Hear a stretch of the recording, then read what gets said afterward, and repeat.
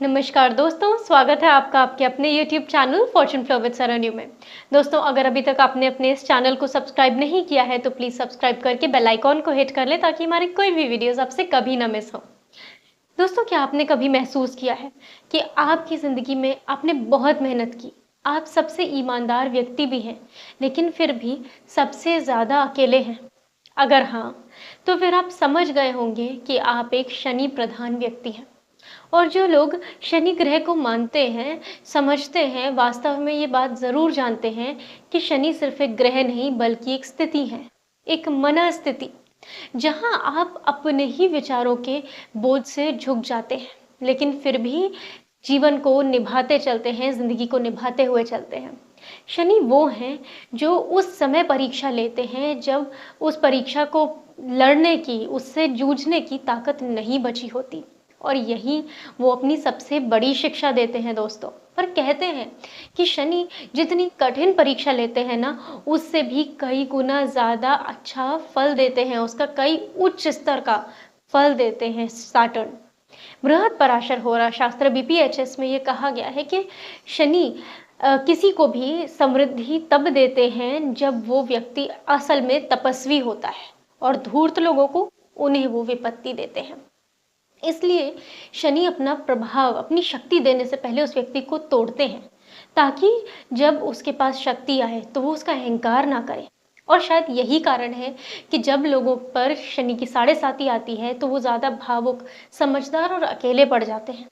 क्योंकि शनि भीड़ में चमक नहीं देते, वो अंधेरे में रोशनी को जलाते हैं।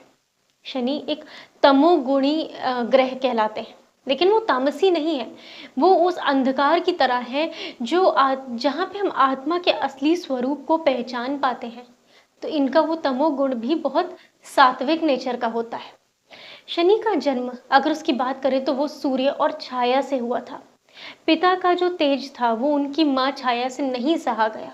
इस कारण से शनिदेव को ना तो रोशनी का पूरा साथ मिला, ना ही अंधेरे ने उन्हें पूर्णतया स्वीकार किया। इसीलिए उनका स्वभाव थोड़ा सा अलग थलग सा हो जाता है। सर्वार्थ चिंतामणि में कहा गया है कि शनि यद्यपि मंदगामी है परंतु न्यायप्रिय है। इस मंद गति का आलस्य से कोई मतलब नहीं है बल्कि निरीक्षण से है। यानी जब निर्णय लेना हो तो उसमें किसी तरीके की त्रुटि ना हो, कोई गलती ना करें, और तभी शनि प्रधान व्यक्ति अपने जीवन में बहुत ऊंचाइयों पर जाते हैं। शनिदेव मकर और कुंभ राशि के स्वामी हैं। मकर राशि वो कार्मिक साइन है, वो ऐसा जो राशि है जो कि यथार्थवादी और अनुशासन की राशि कहलाती है। इनके लिए सबसे ज़रूरी होते हैं इनके लक्ष्य। स्लो एंड स्टेडी ये इसका प्रतीक रहता है। धीरे धीरे सक्सेस आती है, लेकिन जिन लोगों के भी जीवन में आपको या उनकी कुंडली में आप देखेंगे कि बहुत सारे ग्रह मकर राशि में हैं, उनकी बहुत कार्मिक लाइफ होती है, बहुत मेहनत करते हैं, कई बार बहुत धीरे धीरे लाइफ में सक्सेस आती है, लेकिन जब आती है तो वो बहुत हाई स्टेटस की होती है। अब कुंभ राशि की बात करें तो शनि की मूल त्रिकोण राशि है, वायु तत्व की राशि है ये लोग समाज सुधार, बुद्धिजीविता, तकनीकी और यहाँ तक कि भविष्यवादी दृष्टिकोण रखते हैं। ये सामूहिक चेतना को का प्रतिनिधि वाला साइन है सैटर्न का, वो राशि है। शनि अगर कुंभ राशि के स्वामी बनते तो उनका स्वरूप केवल दंडात्मक नहीं बल्कि कर्म फलदाता तक सीमित नहीं होता। वो ज्ञान, सुधार और यहाँ तक कि दीर्घकालिक विकास इसके वाहक बन जाते हैं। तो शनि दोस्तों, अब बात करें इन दोनों राशियों के अलावा शनि के स्थान कौन से हैं जहां वो शुभ होते हैं, तो जातक को बहुत न्यायप्रिय, धैर्यवान, तपस्वी और दीर्घायु बनाते हैं। और जब पीड़ा होती है तो वही, मतलब अगर शनि की प्लेसमेंट नेगेटिव है तो वही शनि कष्ट देते हैं। पॉजिटिव प्लेसमेंट की बात की जाए तो थर्ड हाउस, तृतीय भाव, छठा भाव, दशम भाव और एकादश भाव, इसमें शनि पॉजिटिव रूप में काम करते हैं, क्योंकि ये वो जगह है जहाँ इंसान को वो उसकी मेहनत का इनाम देते हैं, और शनि है ही कर्म फल प्रदाता। तीसरे भाव में शनि कैसा फल देते हैं? साहस और आत्मविश्वास का वरदान होता है जिनके तृतीय भाव में शनि होते हैं। यहाँ पे एक जिद्दी तपस्या करने में इंसान थकता नहीं है और अंत तक जीतना बिल्कुल इस आदमी के लिए श्योर हो जाता है। छठे भाव में रोग, रिपु और ऋण पर विजय देते हैं, क्योंकि दुश्मनों को सप्रेस करने करने वाला साइन बन जाता है। डिजीज और डेट, इनसे लड़ने की ताकत देते हैं।